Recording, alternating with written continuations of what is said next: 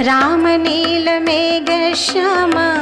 कोदण्डराम रघुकुलाब्धिसोम परन्धाम सार्वभौम नीलमेघश्याम रघुराम राम राम रघुराम जय राम राम राम जय राम। ज्ञानानन्दमयं देवं निर्मलस्फटिकाकृतिम् आधारं सर्वविद्यानां हयग्रीवमुपास्महे शरदिन्दुविकासमन्दहासां स्फुरदिन्दीवरलोचनाभिरामाम् अरविन्दसमानसुन्दरास्याम् अरविन्दासनसुन्दरीमुपासे।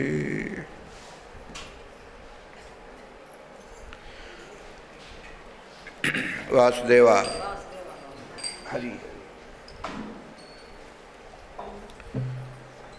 श्रीरामकृतिकर्तारं भक्तलोकशिखामणिं वंदेहं तुलसीदासं महाकविवतंसकम्। आत्माराम आत्मजाताय कल्याणगुणसिन्धवे श्रीमत्तुलसीदासाय रामभक्ताय मंगलम्। यत्पूर्वं प्रभुना कृतं सुकविना श्री शंभुना दुर्गमं श्रीमद् रामपदाब्जभक्तिमनिशं प्राप्त्यैतु रामायणं मत्वा तद् रघुनाथ नाम निरतं स्वान्तस्तमशान्तये भाषाबद्धमिदं चकार तुलसीदासः तथा मानसं। पुण्यं पापहरं सदा शिवकरं विज्ञानभक्तिप्रदं मायामोहमलापहं सुविमलं प्रेमाम्बुपूरं शुभं श्रीमद् रामचरित्रमानसमिदं भक्त्या अवगाहन्ति ये ते संसारपतङ्गघोरकिरणैः दक्ष्यन्ति नो मानवाः। शारदे पाहि मां शङ्करा रक्ष माम्। शारदे पाहि मां शङ्करा रक्ष माम्।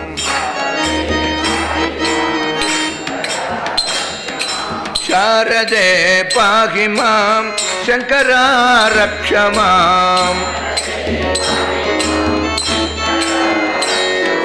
शारदे पाहि मां शङ्करा रक्ष माम्। शारदे पाहि मां शङ्करा रक्ष माम्। शारदे पाहि मां शङ्करा रक्ष माम्। शारदे पाहि मां शङ्करा रक्ष माम्। भक्तवत्सल भगवान की जय। रघुपति राघव राजा राम पतित पावन सीताराम।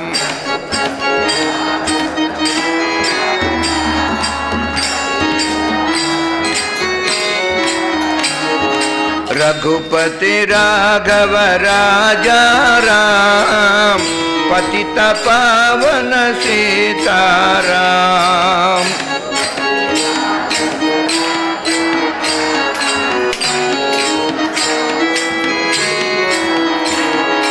रघुपति राघव राजा राम पतित पावन सीताराम।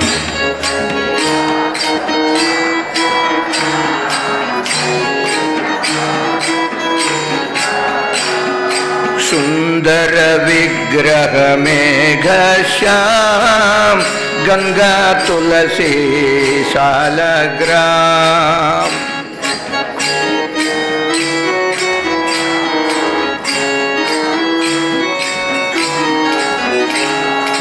సుందర విగ్రహ మేఘశ్యాం గంగా తులసీ సాలగ్రామ్.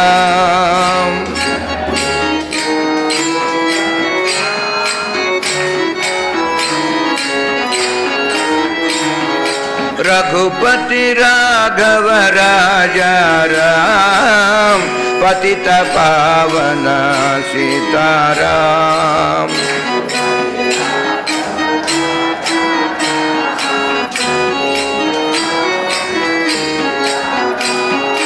రామ రామ జయ రాజా రామ్ రామ రామ జయ సీతారామ.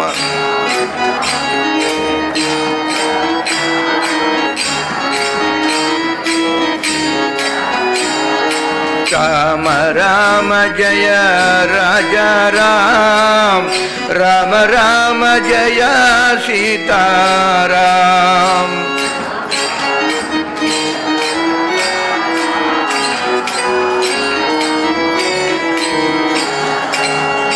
రఘుపతి రాఘవ రాజా రామ్ పతిత పావన సీతారామ్.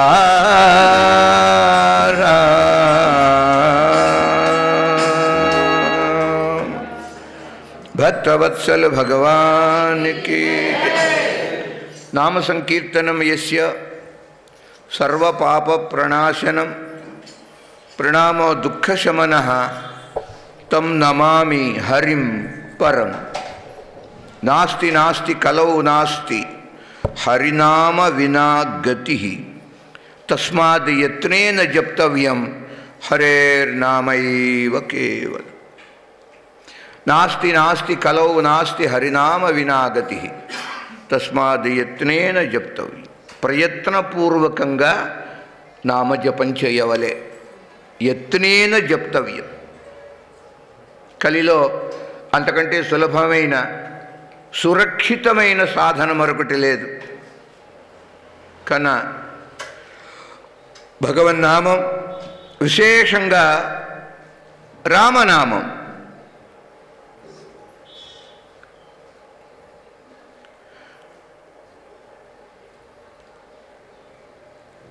అరణ్యకాండ నడుస్తున్నది. ఒక ప్రసంగంతో శబరిమాత దర్శనంతో అరణ్యంలోంచి కిష్కింధలోకి వెళతాం. అరణ్యకాండ సంబంధించిన నామరామాయణం నిన్న గానం చేశాం. ఈరోజు కిష్కింధలో ప్రవేశిస్తాం. సాయంకాలం అవకాశాన్ని బట్టి సుందరకాండ మొదలవుతుంది, లేదుంటే రేపైతే. రామ రామ జయ రాజా రామ్ రామ రామ జయ సీతారామ్. రామ రామ జయ రాజా రామ్ రామ రామ జయ సీతారామ్. హనుమత్ సేవిత నిజ పద రామ్ నత సుగ్రీవాభీష్టద రామ్. గర్విత వాలి సంహారక రామ్ గర్విత వాలి సంహారక రామ్. వానరదూత ప్రేషక రామ్ హితకర లక్ష్మణ సంయుత రామ్ హితకర లక్ష్మణ సంయుత రామ్. రామ రామ జయ రాజా రామ్ రామ రామ జయ సీతారాం.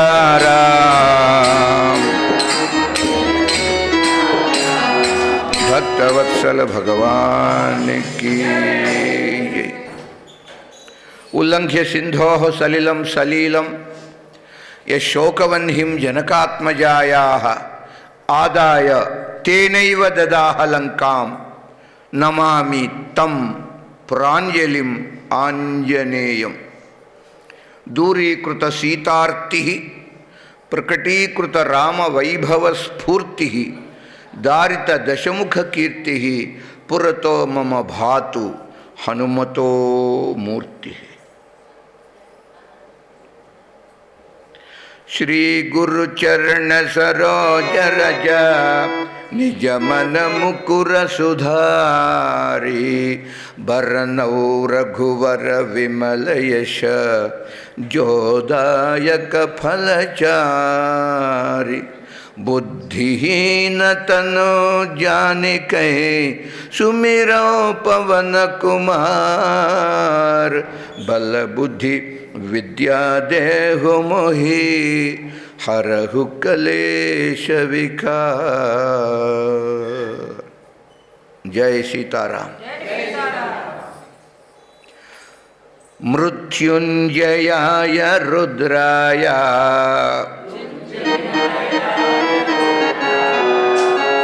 मृत्युंजयाय रुद्राय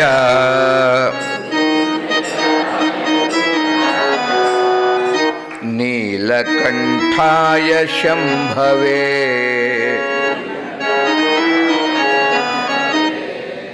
अमृतेशाय शर्वाय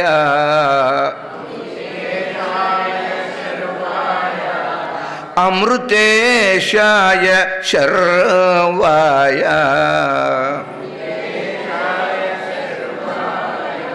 महादेवाय ते नमः.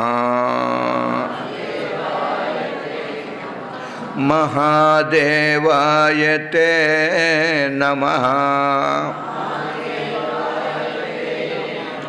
महादेवाय ते नमः. अखंड आनंद बोधाय शिष्य संतापहारिणे सच्चिदानंद रूपाय रामाय गुरवे नमः. రామచంద్రుడు లోకగురు జగద్గురు. ఇలాగ కృష్ణం వందే జగద్గురుం అంటున్నామో, రామం వందే జగద్గురు. రామకృష్ణులు అభేద స్వరూపం. ఒకే శ్రీ మహావిష్ణువు యొక్క అవతారాలు. రామకృష్ణులలో భేదం చూడరాదు. మహాపాపం. అజ్ఞానంతో అలా భావిస్తుంటారు. రాముని మీద ప్రేమతో కృష్ణ తిరస్కారం చేయటం, కృష్ణుని మీద ఉన్న ప్రత్యేక అభిమానంతో రాముని తిరస్కరించటం, అది కేవల అవివేకము, అజ్ఞానము, మోహం, మాయ. అందువలన రామకృష్ణులు చూడండి, లోకంలో పాడ్యమి విధియ ఎన్ని తిథులున్నాయి? అమావాస్యతో కలుపుకుంటే 16 తిథులు. కానీ చిత్రంగా 16 తిథులలో అష్టమి, నవమి తిథులను లోకము బహిష్కరించింది. ఏ సంకల్పము చెయ్యము, ఈ కార్యాన్ని తలపెట్టం చేయము. అప్పుడు ఇంకో మాట కూడా అంటూ ఉంటాం, అమ్మా అష్టమి నవమిలు కష్టపు దినాలు. కష్ట ప్రాస పెడతారు లోకంలో. కానీ పరమాత్మలు ఇద్దరు రామకృష్ణులు అష్టమి నవములనే చేరతీశారు, ఆదరించారు, అక్కున చేర్చుకున్నారు. రామచంద్రుడు నవమి తిథిన జన్మిస్తే కృష్ణుడు అష్టమి. ఆ రెండు మనకు పనికిరావు. ఇది చిత్రం అండి. కనుక అష్టమి నవమి తిథులు కలిసికట్టుగా భగవంతుని దగ్గరకు వచ్చి మొరపెట్టుకున్నాయి. ఏమిటి స్వామి మా గతి ఇలా పట్టింది? భగవంతుడు ఓదార్చాడు, సాంత్వన వాక్యాలు పలికి, ఏ లోకం చేత మీరు ఈ తిథులు తిరస్కృతలయ్యారో నేను గ్రహిస్తా మిమ్ములని. చేత లోకనాథుడు జగన్నాథుడు, దిక్కులేని వారికి దిక్కు పరమాత్మ. చాలా చిత్రం అండి ఆ రెండు తిథులు భగవంతుడు గ్రహించటం. కనుక శ్రీమద్ రామాయణం రాముని యొక్క చరిత్ర, దివ్య చరిత్ర. అందులో విశేషంగా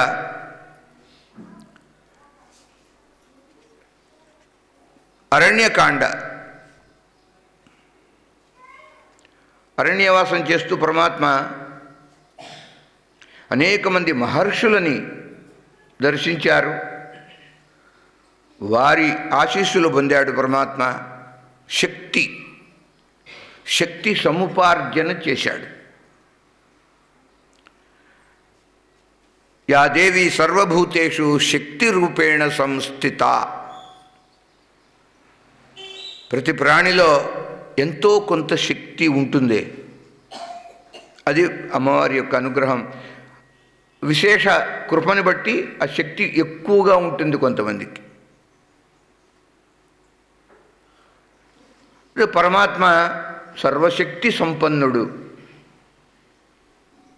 పరాస్య శక్తి వివిధైవ శ్రూయతే స్వాభావికీ జ్ఞానబలక్రియా చ. శ్వేతాశ్వతర ఉపనిషద్ మంత్రం ఇది. పరా అస్య శక్తి, భగవంతుని యొక్క శక్తి వివిధ, అనేక రకాలుగా ఉంటుంది. వ్యాపిని వివిధాకారాలాగా. అందువలన పరమాత్మ సర్వశక్తి సమన్వితుడు అయినప్పటికీ లోక సంగ్రహ దృష్టితోటి, న్యాయంగా అయితే జ్ఞానులకి కర్మ చేయవలసిన అగత్యం లేదు. ఆ జ్ఞానమనే అగ్నిలో కర్మలన్నీ దహించుకుపోతాయి. జ్ఞానాగ్ని సర్వకర్మాణి భస్మసాత్ కురుతే. సో జ్ఞానికి కర్మ ఉండదు. అంటే లోకానికి వారు కూడా కర్మ చేయడం జరగదండి. శరీర యాత్రాపిచతే న ప్రసిద్ధ్యేద్ అకర్మణ. కర్మ చెయ్యకపోతే బ్రతుకు సాగదు. సన్యాసులు కూడా కర్మ చేయాల్సిందే. అయితే ఎలా కర్మ చేస్తారు జ్ఞానులు అంటే, మనస్సుతో చెయ్యరు, శారీరకమైన ఇంద్రియాలతో చేస్తారు. మానసికమైన కర్మ జ్ఞానికి ఉండదు. అసలు సంకల్పమే ఉండదు. సంకల్పం ఉన్నది అంటే జీవన్ముక్తుడు కాదు. పరమాత్మ గీతలో ఉంటారు, సమస్త సంకల్పములను త్యజించవలే అని. అట్టి జ్ఞాని శారీరక కర్మలు మాత్రం చేస్తాడు. శారీరక కర్మలు చేసిన కుర్వన్ నా ఆప్నోతి కిల్బిషం, అది గీత అంటున్నది. వారికి పాపం అంటదు. శారీరక కర్మ, ఆకలిస్తే తింటారు, దాహం వేస్తే తాగుతారు. ఇవన్నీ శరీరం చేసే కర్మలు. వారికి కర్మఫలం అంటదు. కుర్వన్ ఆప్నోతి నా కిల్బిషం. కిల్బిషం అంటే పాపం. అట్టి వారికి పాపం రాదు. కనుక పరమాత్మ మహర్షుల యొక్క సాంగత్యం, వారితో ఆశీస్సులు పొందారు. పార్వతీ, పరమశివుడు అమ్మవారిని కూర్చోబెట్టి రామకథ వినిపిస్తున్నాడు.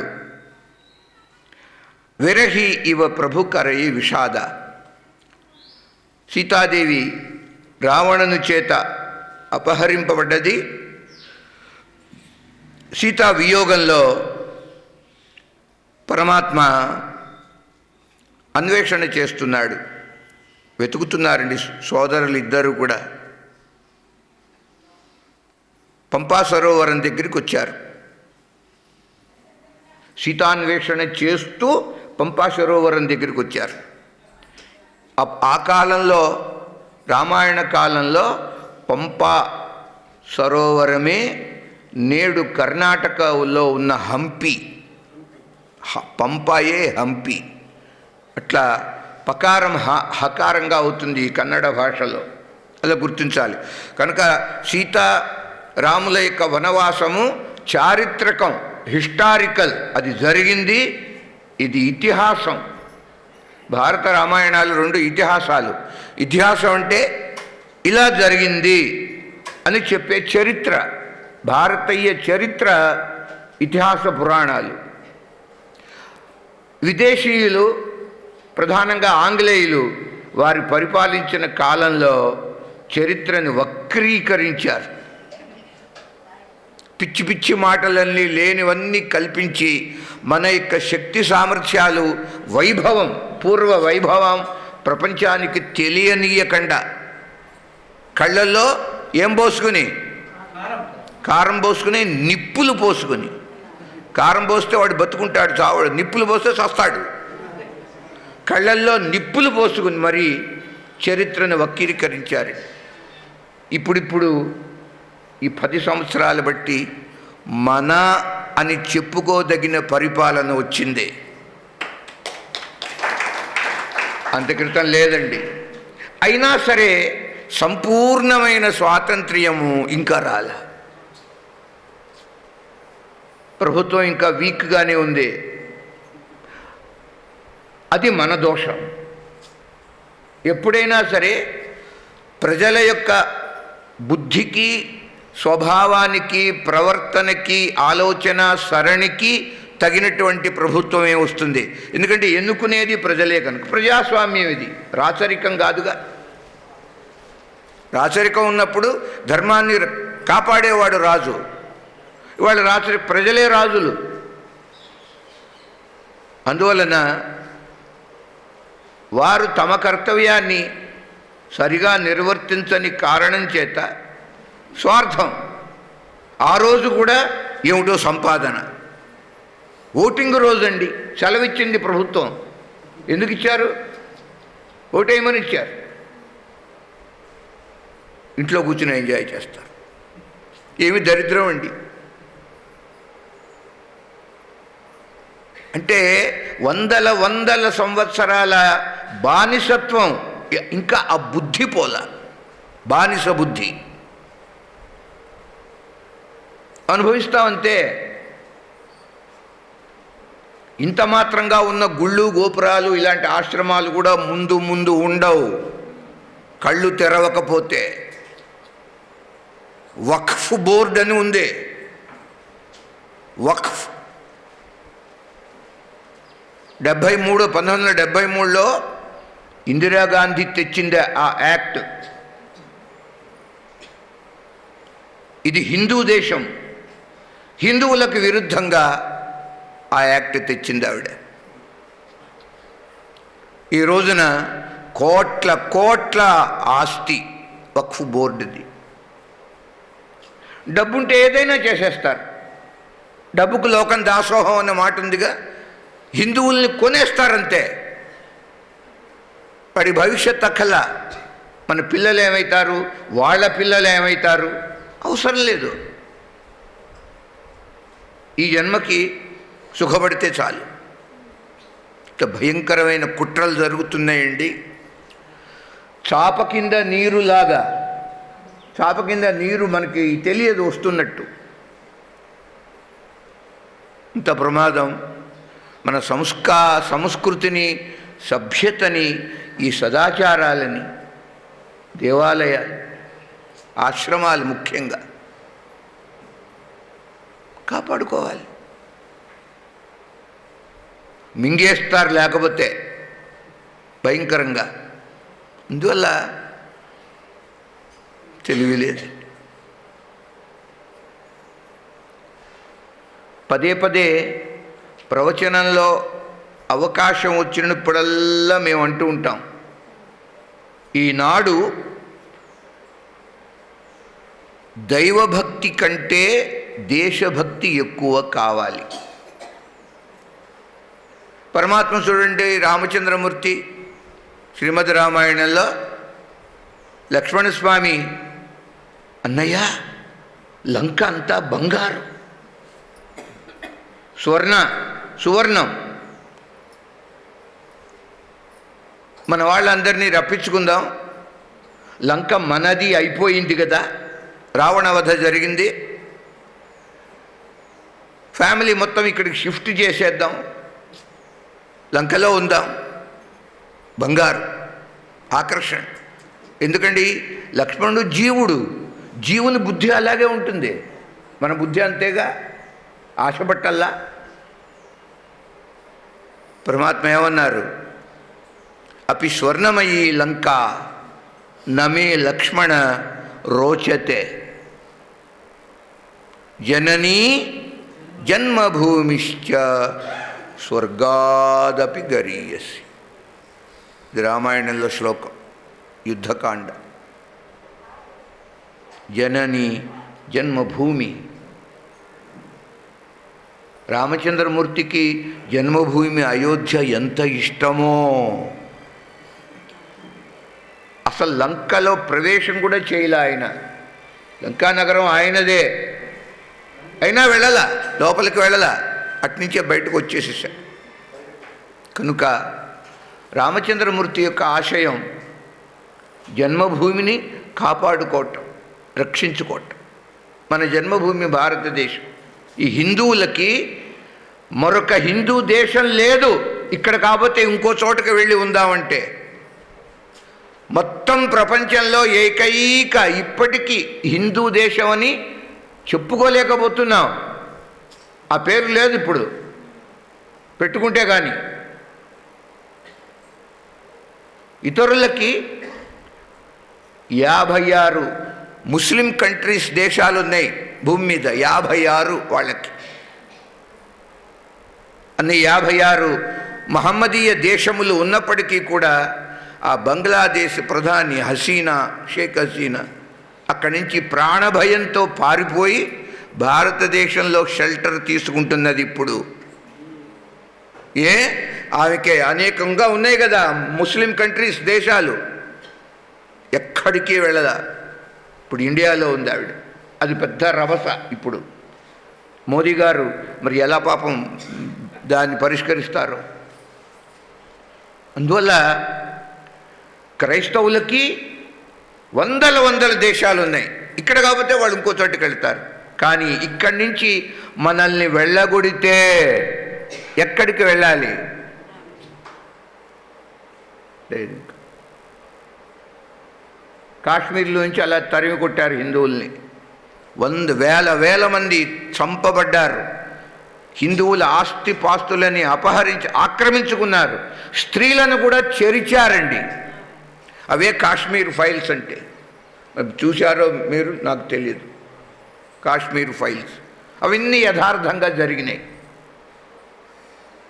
అందువలన మాకు అనిపిస్తుంది, చాలా సంతోషం, ప్రవచనాలకు వచ్చి మీరు వింటున్నారు. కానీ దీనికంటే దేశం గురించిన చింత ఎక్కువ చెయ్యాలి. అలా దేశపు చింత చెయ్యమని రామచంద్రుడు రామాయణంలో మనకు ఉపదేశించాడు. జన్మభూమి స్వర్గాదపి గరీయసి. అందువల్ల పదే ఇంట్లో ఉన్నటువంటి పిల్లలకి, యువతులకి చిన్నతనంలోనే నూరు పోయాలి ఇలాంటి విషయాలు. ఇతర మతస్థులు చిన్నతనం నుంచి పిల్లలని తర్ఫీదు వాళ్ళు ఇచ్చుకుంటున్నారు. మన వాళ్ళలో అది లేదండి. కనుక